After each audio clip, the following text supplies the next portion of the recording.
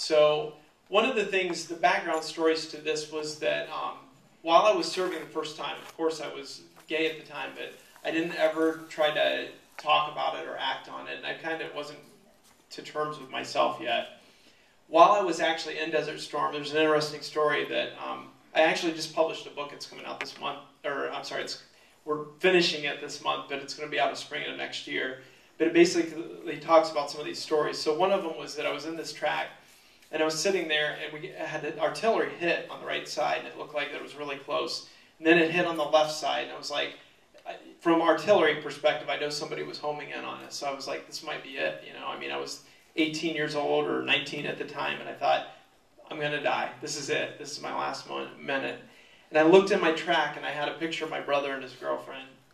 And I remember thinking to myself that I'd never come to terms with my own sexuality, but I thought, this is it. I've never, ever lived my life for myself, and I've never, ever come to terms with myself, and this might be the last second that I'm going to be on the earth. And it kind of stung. I think that that was when I hit bottom, to realize that I needed to come out, that I needed to explore this side of my life.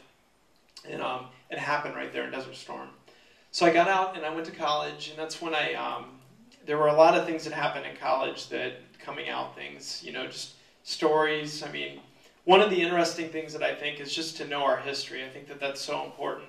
When I was in Germany, I went to Dachau to look at the prison camps there. And, you know, I mean, you get on the grounds there and you're just like, it's just surreal. You know, so many people had died at the time, and it just feels so haunting. And, you know, I had like one of those little disc cameras because it was back in the 90s or whatever, and I only had like 3 or 4 pictures, so I wanted to make them good.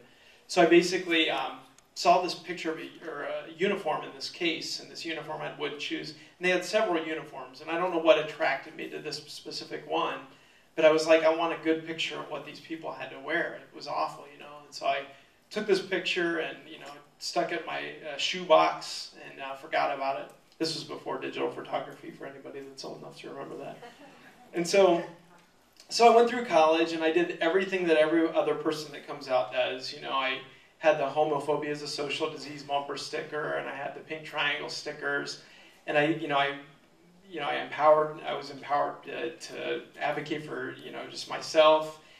And I had that pink triangle, and I never ever understood the significance of that. Well, so I went back and I looked in those shoebox later, and I was looking at those uniforms, and that uniform that I took a picture of was a uniform with a pink triangle on it.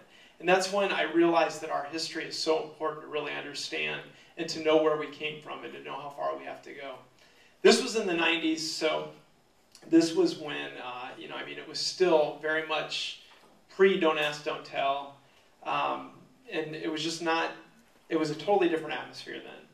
So then I decided after college and after coming out that I was going to re-enlist in the military. And I knew that this was going to be extremely hard, because I'd already been out and I'd already come to terms with myself.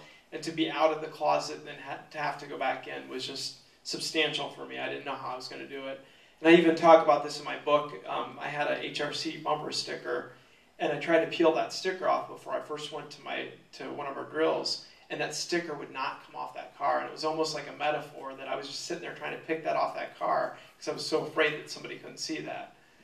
So I went back in 2001, and it was very difficult, because this was the years of Don't Ask, Don't Tell. We had homosexual briefings.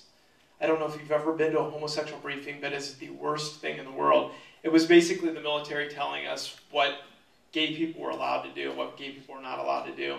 At first, Don't Ask, Don't Tell was very, very exciting for us, because we thought it's the first time we're going to be able to serve our country. And then it turned into kind of a witch hunt, because it gave the government or the military an actual law to be able to say, you're not allowed to do these things, or we can kick you out. Some of the things that they included were that you weren't allowed to marry somebody of the same sex or attempt to marry them, because gay marriage was not legal then. You couldn't go to, you couldn't say that you were gay, and you couldn't have sex with a member of the same gender. So basically, as long as you followed those rules, which I thought, you know, I can do that, that's fine. But then what happened was people started seeing people's email, people started seeing a picture of you on vacation, and then they would ask, and they would basically pry in. And Don't Ask, Don't Tell was probably some of the roughest years that I've ever lived my life trying to keep that a secret. I talk about this quite a bit. You know, you just saw that clip, and obviously, I think that what that newscaster said in the show on HBO was probably what a lot of newscasters felt. but they didn't really say that kind of stuff. But one of the things that it didn't show was some of the answers to that. Now, I do want to preface that this isn't about politics, and I don't want it to be. I don't want you to think that just because they bash the people on the stage that, you know, I endorse that or anything. It's more the point that how people felt about a U.S. soldier not being stood up for, and I think that that's what veterans probably encounter every single day, is that unfortunately, while you're serving your country, you're the best, and then the minute you're gone, people forget about you, and that's just so terrible. But so I went back in, went to college. Don't Ask, Don't Tell was really, really rough. It was very hard. There were times when people would come over to my house from my unit, they would call me and say, hey, we're coming over, we want to play games or whatever.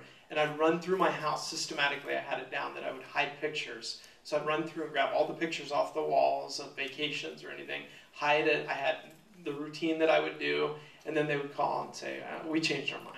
And then you just feel like an idiot. I would sit there and have all these pictures in my hands and just think, this is just not right. And it really started to bubble this chip on my shoulder of, this isn't right. I feel like that I'm fighting for everybody's rights except my own. And I have to hide and lie to be who I am to serve my country.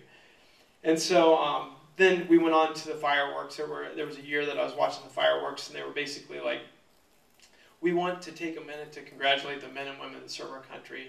And I sat there and I thought about it. Everybody was so patriotic and it felt so good. And then I thought, I have to lie to do this. And it just felt so wrong, So then Josh and I basically were in a relationship, and I got the call that I was going to be deployed again. And this was the first time. I've been deployed twice, but it was the first time I was deployed being in a relationship with Josh. And so it was terrifying to me because it's hard to be in a relationship, and it's very, very hard to have to leave. And military people every day will tell you when we get deployed, it is just treacherous on your family and your relationships. And words can't articulate how treacherous it is on an LGBT family, because at the time, we didn't have any kind of support. Josh and I hid underneath this escalator to be able to say goodbye to each other. And there were other families that were out there crying, and their wives were, giving each other information so that way they could call each other. And they just felt that camaraderie of knowing that you've got other people that are here. And we hid under an escalator and cried. There were so many stories of that. There's so many things. And I talk about all this in my book because it's not ever about me. It's about LGBT veterans, and it's about understanding, people patriotically say, you serve your country, we're so proud of you, and the things that you go through to serve your country. And I think to this day, people don't realize what LGBT citizens that are soldiers or airmen or service members have had to go through, and the things the lengths that they've had to go through to serve their country. It's not just being called away to war. It's lying and hiding and making up stories. I would hear soldiers on the phone talking to their wives, and I would think, oh my goodness, you can really hear their wife really loud on the other end. And it freaked me out because it was like, how many times have I talked to Josh? And I'm like, okay, I love you. And on the other end, thanks. And I'm like, somebody's going to be like, does your wife have a cold? So then I kind of freaked out. I'm like, this is not acceptable. We have to come up with a better way. So then I got a headphone so I could basically keep it very, very low. And I would turn the volume so low that I could almost not even hear him. So that way I was sure nobody else could. We would text a lot. That was our solution, is that when I was in Primo, we would start texting each other because it was easier to text because I didn't have to worry. But then my friends would want to play on my iPhone, and they'd be like, well, let me see your iPhone, do you got any good apps? And they'd be playing it. And I'm sitting there thinking, oh my God, Josh, please don't text anything. Even an I love you coming from Josh would be weird. So then we came up with a code, and we were like, well, one time I wrote I love you on the iPhone, and it auto-corrected to Oliver. And so then it's kind of funny because that's what we started using as our code word. If I was on the phone, I would say Oliver, and that would mean I love you. And it's funny, but it's so sad to think that people that serve our country, that's what we had to resort to, and that's part of what Josh and I went through. And just everything up to Don't Ask, Don't Tell. Through the Primo was just really, really hard. And getting deployed, there were so many things. And again, I try to encapsulate all these because it's history. It's just like that pink triangle. That pink triangle has so much significance and meaning.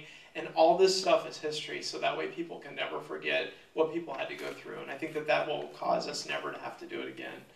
But when we were actually going over to war, I was on the plane, and you know, when it's a plane full of soldiers, they kind of let us have a little amenities. You know, people grab the mic and they kind of joke on the mic or whatever.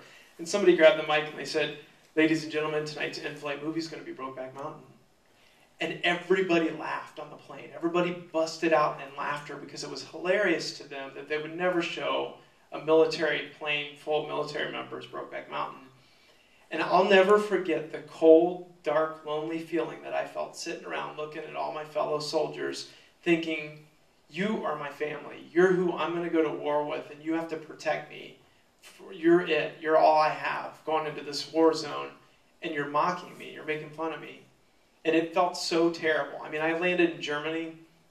I called Josh, and I was like, I don't know if I can do this. I mean, I could do it back in 1990 when I really wasn't coming to terms with myself. But being out, I don't think that I really can do this. It's going to be so hard, you know, with stuff like that. So we went through the deployment, and there were several things that had happened in the deployment. You know, mortars, Skype, things. For anybody that's in here that's a veteran of the Vietnam era, you probably have no idea what a deployment is like now, because I went in 1990, and I can tell you that even in 1990, we didn't have email, and I had to write physical letters that I would wait, you know, a month to get a response to. And now we have Skype, and we have like internet. It's just amazing the difference, even in a war zone, that you can go to an MWR and be able to Skype. So that was a lifesaver for me. That really helped because Josh and I would Skype quite a bit. And there were many instances when mortars would actually go off, and it was just customary. You'd hear a mortar hit, and you'd just, you know, say, I gotta go, and you'd take off, and you'd run to a bunker. And you know, the funny thing about war is that for people that are back here, your family, they worry so much. We know what's going on. It's never scary to us because we know, we're trained. That mortar hits, I grab my, it used to be called Kevlar, then it went to, like the military has a billion acronyms for stuff, so I don't want to confuse anybody, so I grab my helmet, my armor, took off, I don't even remember the latest name for it anymore, but anyway, so I grab it, run out to the bunker, and then Josh is on the other end of Skype. And he's sitting there thinking, am I going to get a call? Like, what would happen if something happened to him? And I don't even know that I would get a call about it. And so those things had happened many times while I was in Iraq that caused us to really start thinking. So we had an R&R, so I'd come home from R&R, and that's now you get 15 days of leave. Actually, the military did away with that. Now you get 9-month deployments, and you don't get that anymore. But so we had 15 days of leave, and we came home, and you know, Josh and I had talked a lot about marriage, and we talked about the strain on our relationship. And one of the things that I said was that if you wait for me, it's almost like a romantic movie. I said, if you wait for me for this deployment, I will marry you. You will be the one. This will be the test of time. This will be exactly what I needed to know that I want to be committed to you the rest of my life. And so halfway through the deployment with the Skype incidences where mortars went off, we had decided that we wanted to be married we wanted to be married now, just in case something happened. Because I wanted something an assurity that if I went back, I had this ring on my finger that I knew that the love of my life, that I would have committed to him forever. And so we called Washington, D.C., because that was the closest state that we thought could marry us. And they told us there was a wait time, and unfortunately it was after my leave would have been up, so we wouldn't have been able to do it. They said, but if you have a good excuse, we can give you a waiver. So we were like, well, I'm deployed, and I actually have to go back to Iraq. Is that a good excuse? And you know, Josh had said, you know, my spouse is deployed, they're going back to Iraq. And you'd learn to talk in these pronouns. You never ever say he. You know, they have to go to Iraq. And they were like, oh yeah, that should probably work. We can't guarantee, but if you come, we should probably be able to work with that. So then Josh hangs up, and I said, did you tell him we were gay? Like, does that matter? And so he calls him back, and he said, I just called you, and my spouse is going to Iraq. It's a he. And does that matter? And she's like, laughs, and she's real sweet. She's like, oh no, honey, come on. You know, so we basically got into the car and drove to Washington, D.C. We were fortunate enough to get an officiant to marry us that was just awesome. This officiant was, she researched really quickly because it was very significant for us. It was very private for Josh and I. Our families weren't there. But one of the things we wanted it to be was significant, because here I was in a time of war. We knew Don't Ask, Don't Tell was going to be repealed, but we didn't know any of the specifics of it. But we knew they weren't actively kicking people out. So that's why I decided to go ahead and get married on May the 3rd. So it was before the repeal of Don't Ask, Don't Tell. So Josh and I basically worked with Tiffany Newman, and she found Leonard Matlovich's grave, who on his grave, he was one of the first people that ever fought the military for being kicked out for being gay. On his grave it said, when I was in the military, they gave me a medal for killing 2 men and a discharge for loving 1. That was perfect. It almost makes me kind of like, I got the little chills on my back talking about it, because to us, this man had fought for us, for LGBT people, clear back, in the 60s and 70s. And so basically he had fought for that, and when he died, you could not be married legally. It didn't exist. You could not be in the military and be gay. That did not exist. And here I was, a soldier, during my deployment from Iraq, getting married in his hometown at his grave. People will say it's creepy that you guys got married at a graveyard, but it meant a lot to us. It was very, very important to us. We had no idea all this other stuff was going to happen. So I wore this ring so proudly, and I went back to Iraq, and I had to dodge a billion questions. Oh, you got married? Tell us about your wedding, and it was just all the same stuff. And so I dodged them all, but one of the questions you cannot dodge is somebody said, you need to go to S1 because you get more benefits. And I was like, oh yeah, I have to do that. And I was like, oh God, how am I going to get out of that one? Because everybody wants more benefits and more money, so I cannot make up an excuse to get out of that. But I kept dodging it. So Don't Ask, Don't Tell came about, and the 20th came, and just like I've explained in many interviews, the day of the 20th, I went to work just like every single other day as a soldier. Nothing was different except that I couldn't lose my job for being who I was. That's it. That's the only difference. But on TV, I started seeing that some of the Republican candidates were saying that they wanted to get into office and reinstate Don't Ask, Don't Tell. I just married somebody, and I cannot take that back. So, I have 24 years of military service, and if that was reinstated at the time, it was such a threat to me, because if that was reinstated, then I can't take that back. I would be discharged, and I would lose 24 years of my life. And so I submitted the question that you saw anonymously at first, because I didn't want it to be about me. I wasn't out to anybody. And so Google writes me back an email, and who gets an email from Google? That is just kind of crazy. It was like, email from Google, and I click it, and she said, we really like your question, but it's going to air 2 days after the repeal. So 2 things. We want you to re-ask the question, but make it in past tense, because we don't want it to be, we want it to seem like it's live or whatever. And she said, and we want you to show your face. I responded, no thank you, and deleted it, and went on. And I called my husband, who is definitely the fuel of my fire, always. And he said, that's fine, we don't have to ask it. But if somebody does reinstate Don't Ask, Don't Tell, then we lose every bit of military service. And I think that it's important for somebody to ask what their response is to that, especially somebody serving in combat. So I did the question, and I clicked submit, and my life flashed before me after I hit submit. The booing had happened, and then it was insane. It was like, from that point, Josh clicked on Google, and he said, oh, it's on 4 websites. And then he hit refresh, and he said, oh, it's on like 50 websites. And then that was in the matter of like a minute, and then refresh again. After about an hour, it was 1,000 some hits, and it was starting to play on all the news, and it was like right when he was getting ready to go to bed, and I was just waking up for the day. So I was terrified. I was like, maybe people didn't see it. Maybe I'm good.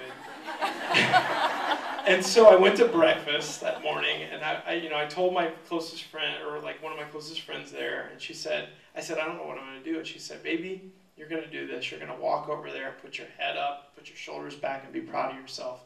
So we went over to Chow.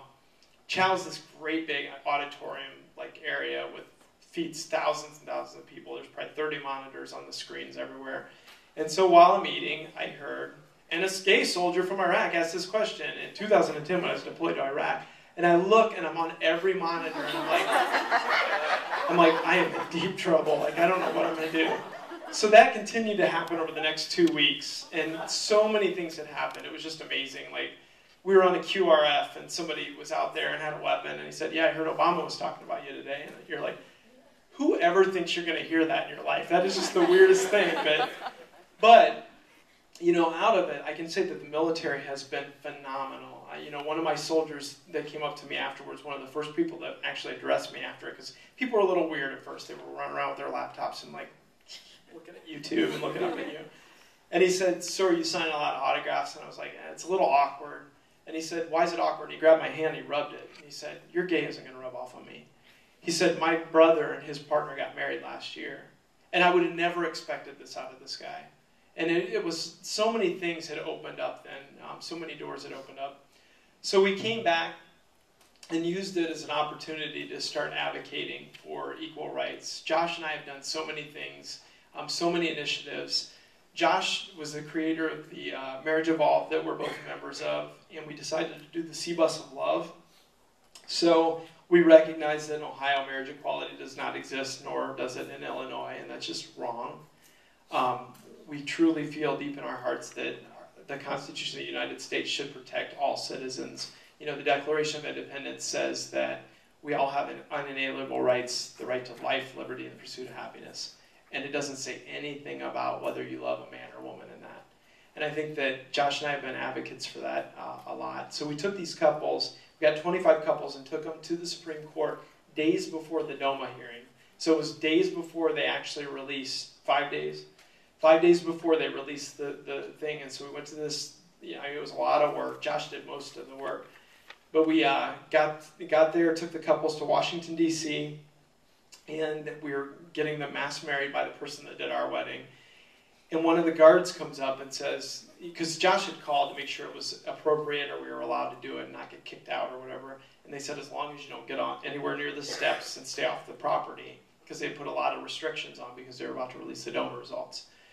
And so we were sitting there, we did the wedding. It was very emotional for everybody because it was at the Supreme Court in a historic time. One of the guards comes over and he said, you know, guys, I cannot let you up there as a group. But by God, there's nothing that can stop me from,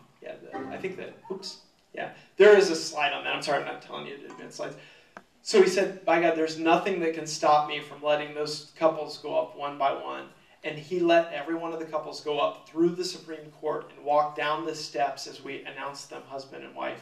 So this was our wedding at the site of Leonard Matlovich, and that's his grave site, or his stone there. So the next slide, I think, might be the C-Bus, yeah. So basically, I can't even tell you how, I mean, that's just like being here at the VA and seeing the color guard having the gay flag, to watch these couples one by one walk down the Supreme Court steps. Announced husband, wife, and wife. It's amazing. Josh and I joined a lawsuit from SLDN, and our lawsuit was pre-DOMA, so it was actually against DOMA. We were one of the major lawsuits, the only lawsuit in history beside Leonard Matlovich that actual gay service members had initiated to fight DOMA. And our lawsuit has been going on, and from the Windsor result, basically, the majority of our lawsuit was also deemed in our favor. Our stuff all had to do with the military side of it, how the military responds, how they call you husband and wife, because it always said a gender of the opposite sex. It always had that verbiage. And one of the things that's interesting is our lawsuit actually had veterans, Chapter 38 or whatever, had the veterans part of it. And I don't know if you just read that one of the veterans brought in the article that said that they were still kind of not budging on the veterans piece of this with DOMA, because nobody had challenged. Edie Windsor was not a veteran. And in our group, technically I was a veteran, so they're going from that angle. So they responded to say, no, we do have a veteran, not just retired people in our group. And so basically they were going back and forth with our lawsuit. And so we had just got the response that said that, at first they said, well, we're not going to change the terminology, but we're not going to defend it anymore.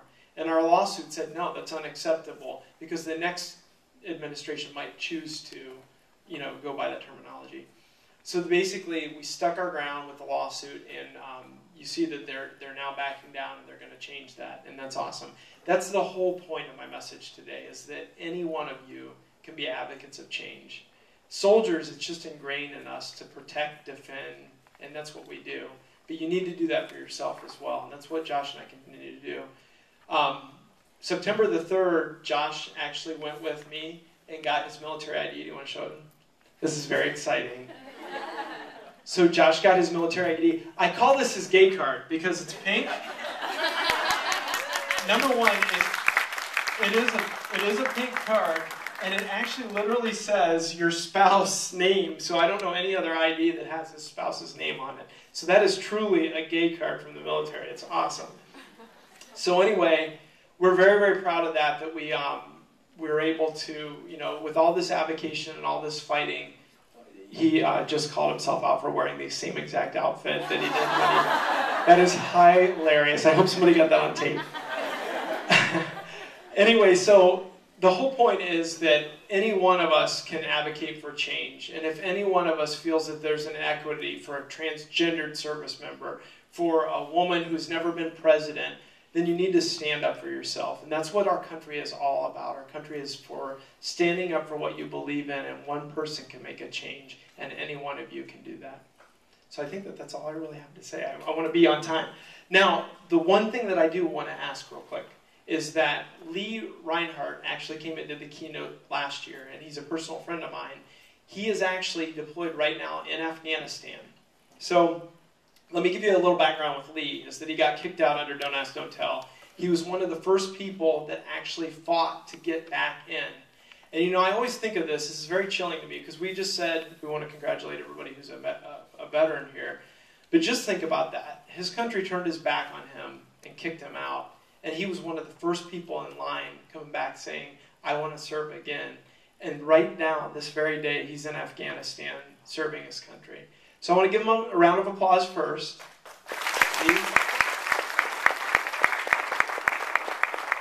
And on the count of 3, I'd like you to all say, thank you, Lee, come back safe. All right? Because I'm going to send this video to him. So 1, 2, 3. Thank you, Lee, come back safe. That is awesome. Thank you very much. Give yourselves a round of applause. You guys are awesome.